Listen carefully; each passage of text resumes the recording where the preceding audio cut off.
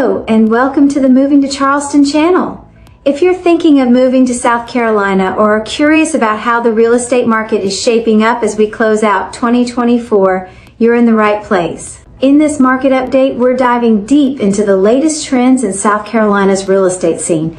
And trust me, there's a lot to unpack. Whether you're buying or selling, this video will give you the insights you need to navigate the market with confidence. But before we jump in, don't forget to hit that subscribe button and turn on notifications so you never miss an update. Let's get started. Let's begin with the big picture.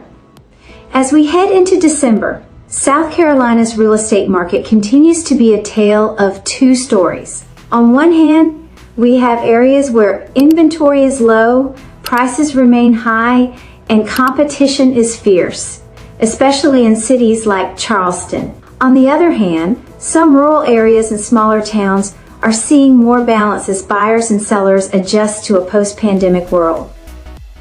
The Charleston area, which I know many of you are particularly interested in, is still a hot market, with demand staying strong despite rising interest rates. More and more people are looking to buy homes in this historic city, attracted by the charm, coastal living, and of course, the incredible lifestyle. Now, let's talk numbers. South Carolina has seen a modest increase in median home prices across the state, but the rate of growth has slowed down compared to previous years. In Charleston, for instance, the median home price is hovering around $380,000, up slightly from last year. However, in some of the more desirable neighborhoods like Mount Pleasant or West Ashley, prices have still seen growth in the 5 to 10% range over the past 12 months. If you're looking at a home in a luxury market, expect prices to be much higher. Waterfront homes especially have maintained their premium pricing, but even with a slowing market, buyers are still snapping up these dream properties. Let's talk about one of the most significant factors influencing today's market, interest rates. As we enter December, interest rates have been higher than what we saw over the past few years. The Fed has been working to combat inflation, which has resulted in rates rising into the 7% range for a 30-year fixed mortgage. While this has certainly made it more expensive for buyers to borrow, it has also slowed down some of the market's frothiness. More buyers are opting for adjustable rate mortgages, and some are even considering buying down points to get better rates. For sellers, it's important to be aware that while inventory is low, the number of buyers actively searching has decreased somewhat as interest rates rise. Let's dive into some specific areas.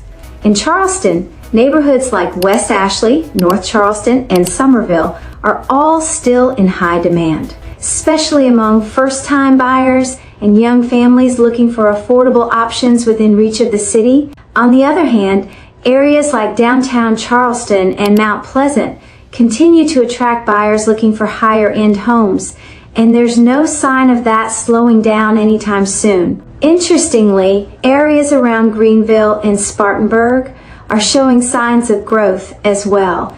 These cities have been attracting new residents thanks to their more affordable housing, proximity to major employers, and the overall charm of the Upstate. It's an area that buyers and investors alike should keep an eye on, especially if they're looking for a place where their dollar can go a bit further. For buyers, the market is definitely a bit more favorable than it was last year.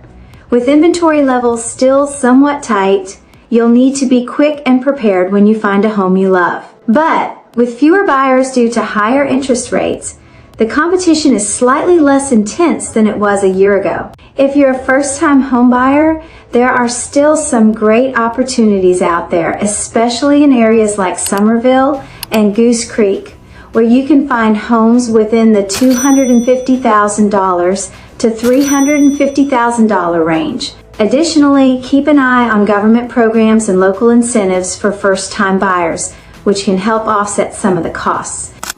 If you're selling a home in South Carolina, you're still in a good position, but it's important to price your home appropriately. While it's true that we're seeing fewer bidding wars than earlier in the year, homes that are priced well and staged to perfection are still moving quickly. Make sure to work with an experienced agent who knows the local market inside and out, as they'll help you price your home right to attract the right buyers. And don't forget, curb appeal, modern updates, and clear maintenance are essential in making a great first impression.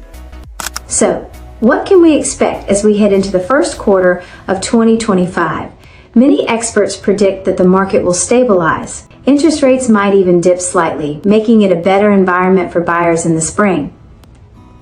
That said, it's important to remember that South Carolina's market has always been driven by lifestyle. And with its great weather, beautiful homes, and low cost of living, it's still an incredibly attractive place to buy and invest. Thanks for tuning in to this South Carolina real estate update.